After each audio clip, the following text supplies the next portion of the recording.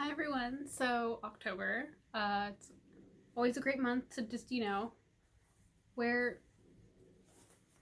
Okay, that's weird. One sleeve's a little weird. Okay. Um. So, spooky things and everything. From the title of this is I'm making pillows with the fail. So, starting off with the one that actually turned out well. So, it's a little patchwork uh, with this fabric, and I can show you the video of it glowing because this side glows in the dark. The little bats outlines and these little, oh, so cool. This fabric I'm actually using for another project, so this is stuff that I had left over. But I knew I wanted to make like a patchwork bat because, patchworks, it can be so cute. And then my fail. I really wanted a coffin pillow because the ones that you get always have like a cross on it, and they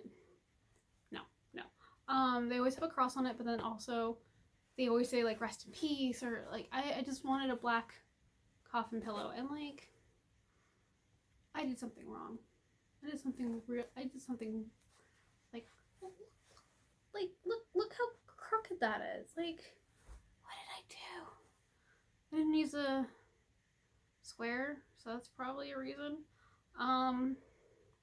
Seam allowances could also been it's got to be scrapped. I'm gonna rip this apart at some point and use the stuffing. I'm not gonna do this now. I'm not gonna redo this. I'll redo it next year. I'm so sad about it. But I got one thing that came out really cute, which was my little bat. Oh, for a side-by-side comparison. Oh, let's go like this.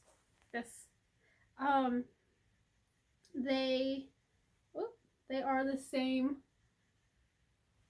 There we go. Now I can see. They are the same length. I didn't mean for that to happen. It just kind of happened. Have not stitched up the top yet, but it's fine. You can always hand stitch later. But yeah, so let's get into how I did this one, seeing how I did this one in super fast motion, and seeing how I screwed up this one in super fast motion.